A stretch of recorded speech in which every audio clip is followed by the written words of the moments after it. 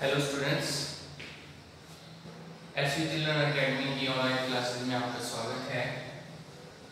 Agriculture chemistry 12th class का जो हमारा टॉपिक चल रहा था सॉइल या मृदा, तो मृदा के बारे में हम पिछले वीडियो में पढ़ रहे हैं। आज का हमारा जो टॉपिक है वो है अर्थ। और अर्थ जो है, क्योंकि हम थल मंडल में या स्थल पर रहते हैं और स्थल जो है वो मृदा से ही निर्मित है, तो इसलिए हम पृथ्वी के बारे में पढ़ेंगे कि पृथ्वी की संरचना किस प्रकार की है और ये क्या किस प्रकार से इसका जन्म हुआ है। तो सभी स्टूडेंट ने एक थ्योरी पढ़ी होगी, बिग बैंग सिद्धांत। बिग बैंग सिद्धांत के अनुसार जो हमारा यूनिवर्स है, जो हमारा ब्रह्मांड है, वो बहुत ही एक छोटे से पिंड, छोटा सा बिंदु जो है उसके रूप में था, और फिर ये एक इसके अंदर एक बहुत बड़ा विस्फोट होता है और उससे ये पूरे ब्रह्मांड की जो है वो संरचना जो है वो इस रूप में हमारे सामने आई। तो इस प्रक्रिया के अंदर अरबों साल लगे हैं। पृथ्वी जो है शुरुआत के अंदर एक बहुत ही जलता हुआ पिंड थी, गैसीय पिंड थी, मतलब गैसों से निर्मित थी, और धीरे धीरे जो ये तप्त पिंड था,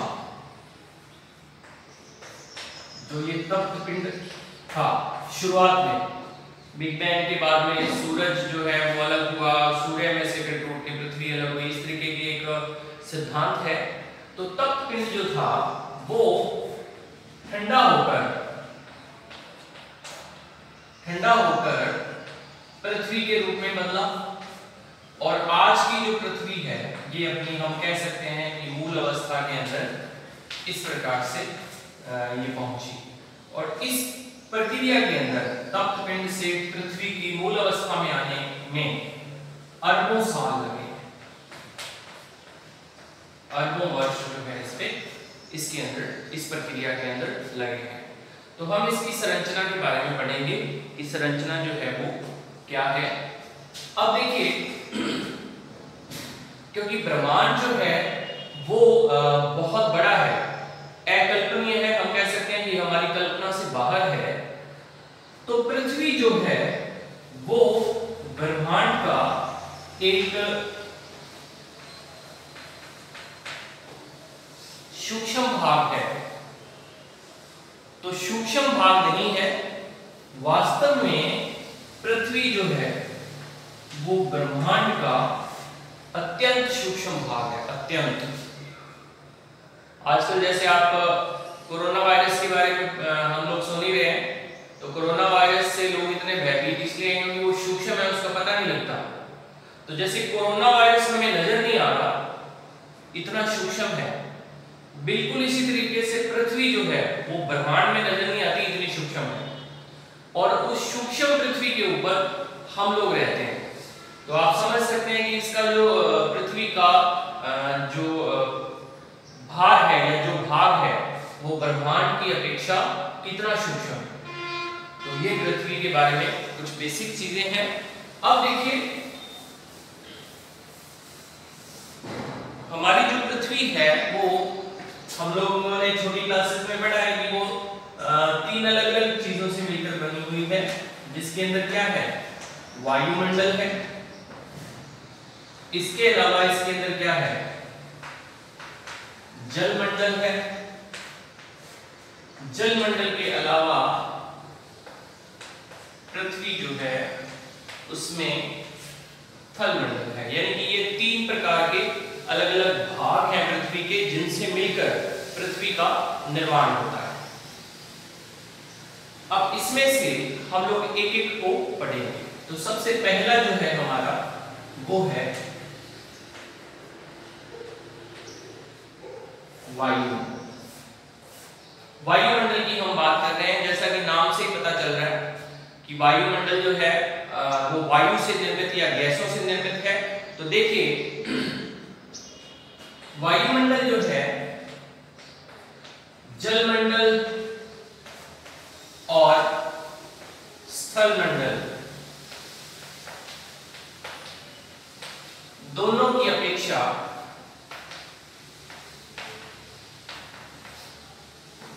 हल्का है। ओके, तो अब इसमें देखिए क्योंकि गैसें जो हैं वो हल्की होती हैं, तो अब अगर पृथ्वी की जो भार के साथ अगर हम कंपेयर करें तो जल और थल की अपेक्षा वायुमंडल जो है वो क्या होगा, हल्का होगा, हल्का होता है, क्योंकि गैसें जो है वो विरल माध्यम में होती हैं, विरल अवस्था में होती हैं, तो उनका जो भार है वो बहुत ही क्या होता है, कम होता है। वायु जो है वो अपना दबाव डालती है, जैसे आपने देखा होगा गुब्बारे के अंदर हम हवा भरते हैं तो गुब्बारा फूलता है, इसका मतलब ये है कि वो वायु जो है वो गुब्बारे की आंतरिक दीवारों पर अपना दबाव डाल रही है। तो ऐसे ही वायु का जो दबाव है वो भी पृथ्वी पर पड़ता है। तो हम इसको अगर जल की बात करें तो वायु का प्रभाव जो है समुद्र पर वायु का जो दबाव है वो होता है 14.6 पौंड प्रति वर्ग इंच। इतना दाब जो है वो जल की सतह पर, यानी कि जो समुद्र है, समुद्र की सतह पर वायु का दाब लगता है। ठीक है, और अगर हम भार की दृष्टि से देखें, भार की दृष्टि का मतलब ये है कि जो पृथ्वी है वो वायुमंडल, जलमंडल और थलमंडल से मिलकर बनी हुई है। इसका मतलब जल का भी भार है पृथ्वी के अंदर, मतलब तीनों का अलग अलग भार होगा, वेट होगा। स्थल का भी भार है। तो अगर मैं वायुमंडल की बात करूं तो ये केवल कुल भार का 0.03%। अगर अपन वायुमंडल के भार की बात करें तो वायुमंडल जो टोटल वेट है पृथ्वी का उसका सिर्फ 0.03% ही है। तो अभी हमने इसीलिए तो लिखा यहाँ पर कि वायुमंडल जो है वो जलमंडल और स्थलमंडल की अपेक्षा क्या है, हल्का होता है। तो मेरे ख्याल से समझ गए होंगे ये बात आप। अब इसके बाद नेक्स्ट हम बात करते हैं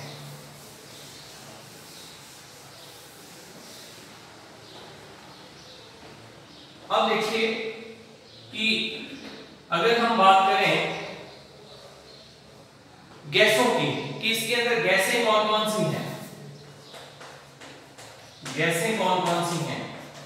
तो देखिए वायुमंडल के अंदर अगर हम मुख्य गैसों की बात करें तो उसमें कौन सी गैस आती है, नाइट्रोजन सबसे ज्यादा मात्रा में है तो नाइट्रोजन, फिर उसके बाद में कौन सी है, ऑक्सीजन है, फिर CO2 है, फिर उसके बाद जल वाष्प है, और लास्ट में अन्य गैसें जो हैं वो आ जाती हैं। और अन्य गैसों में आएंगी उत्कृष्ट गैसें। जैसे उत्कृष्ट गैसों का मतलब कि उत्कृष्ट गैसों के अंदर आ जाएगी organ, krypton, helium, xenon, radon, ये सारी गैसें जो है वो अन्य गैसों के अंदर आ जाती है। तो देखिए नाइट्रोजन जो है वो कितनी है, 79.2%, इतनी जो है लगभग 80% के आसपास है ये। तो 80% के आसपास पूरे एटमॉस्फेयर के अंदर, वायुमंडल के अंदर कौन है, सिर्फ नाइट्रोजन गैस है। तो नाइट्रोजन के अलावा ऑक्सीजन जो है वो कौन सी होती है, 20.7% है।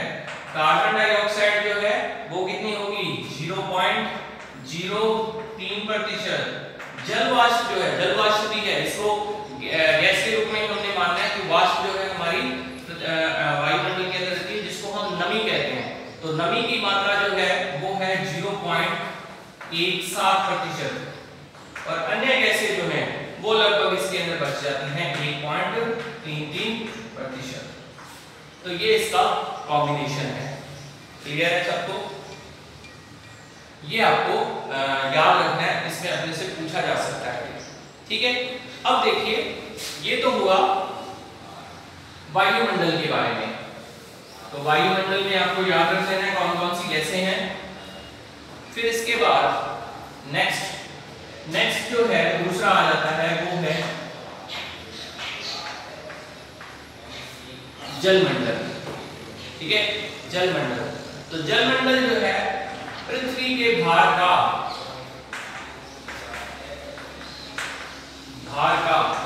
6.9%।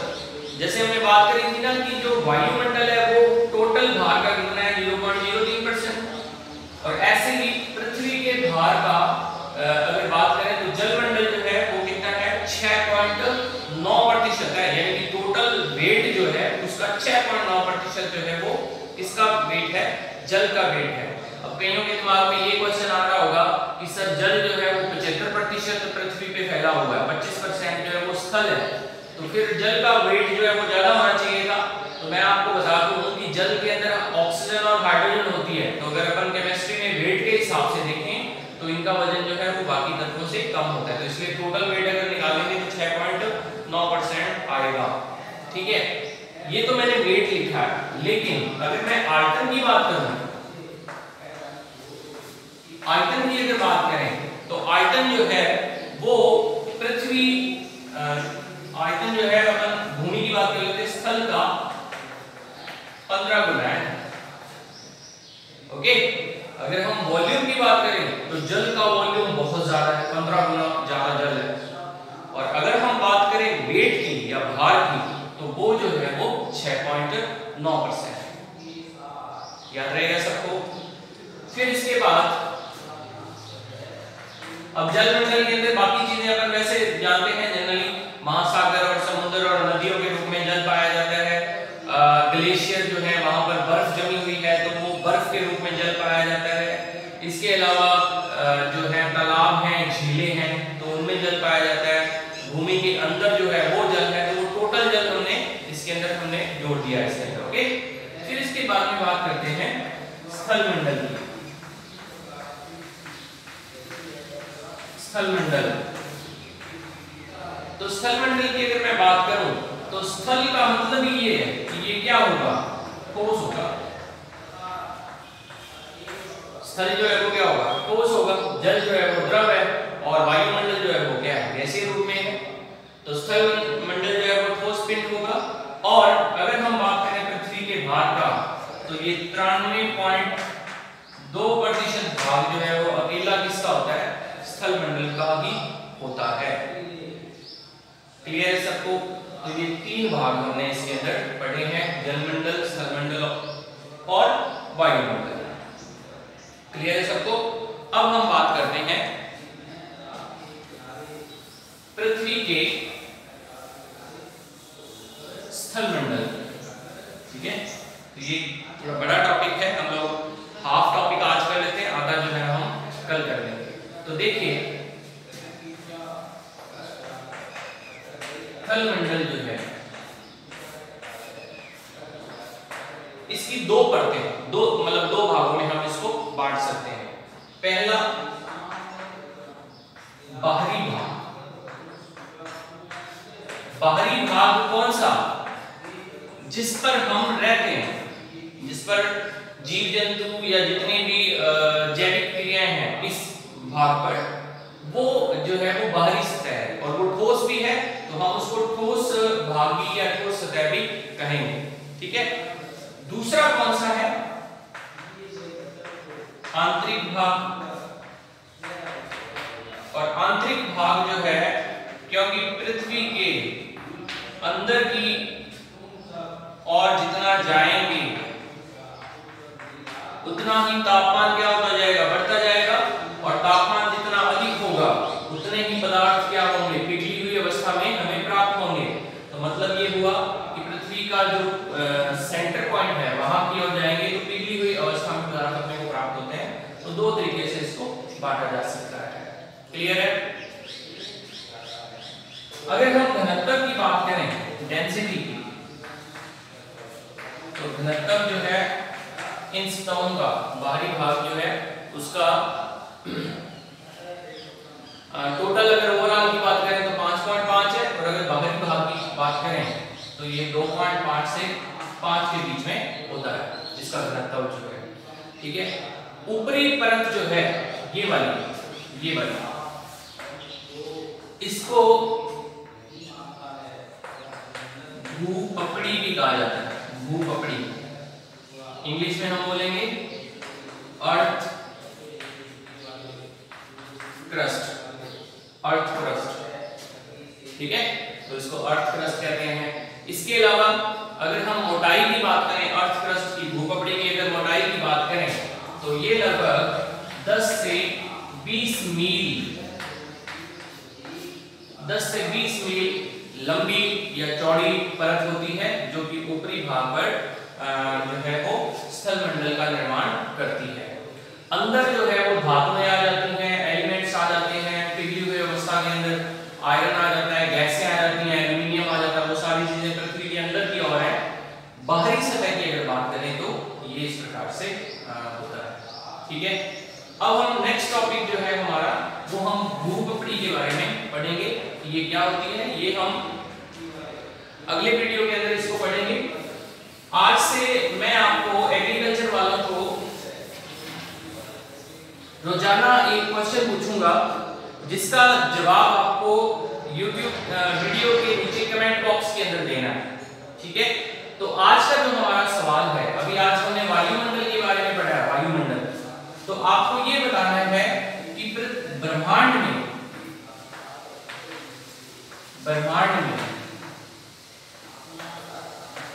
पाया जाने वाला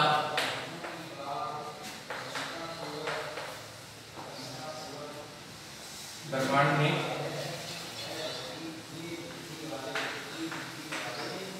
सर्वाधिक पाया जाने वाला तत्व कौन सा है? ओके, तो ये आपको बताना है। पृथ्वी के अगर वायुमंडल की बात करें तो सबसे ज्यादा गैस कौन सी पाई जाती है? नाइट्रोजन पाई जाती है, ठीक है ना। अब हम बात, ये क्वेश्चन है आपके सामने कि पूरे अगर यूनिवर्स की बात करें तो सबसे ज्यादा एलिमेंट कौन सा पाया जाता है, तत्व कौन सा पाया जाता है? आंसर जो है वो आपको कमेंट बॉक्स में करना है। तो कल मैं आपको इसका आंसर भी दूंगा और हम नेक्स्ट टॉपिक जो है उसके बारे में बात भी करेंगे। Thank you very much.